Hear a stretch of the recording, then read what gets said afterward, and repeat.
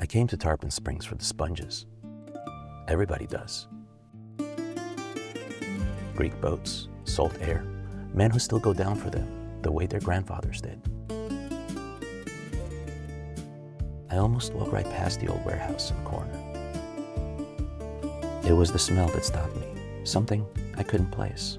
The Katsera Sponge Company doesn't pack sponges anymore. Somebody's making whiskey in there now. The coast keeps secrets in its unmarked rooms, The distiller walked me through the whole operation. where salt and sacrament share the same perfume. Grain to barrel, start to finish.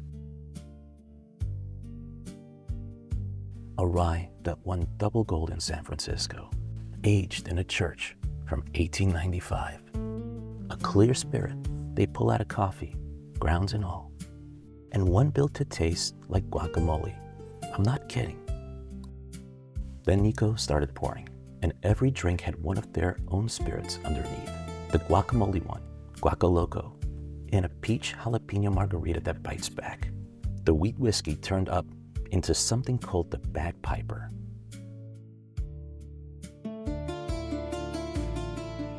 Smoky, with tobacco bitters. The rye went into a Manhattan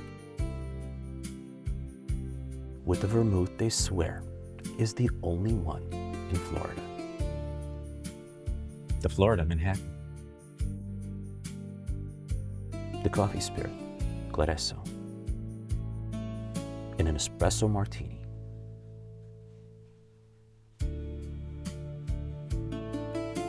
Then, the Guaco Loco again. A mango margarita this time. But the mango's a story for next time. This is Barry and his wife. They made all of this possible.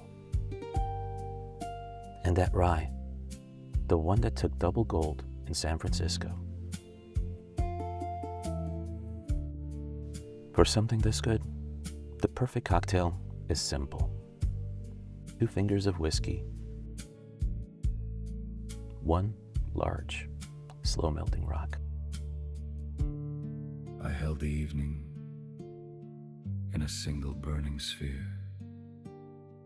Let the orange bleed its small theology of air.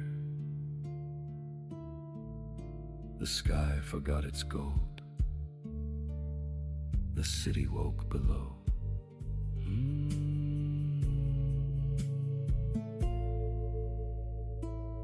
The road less bottled.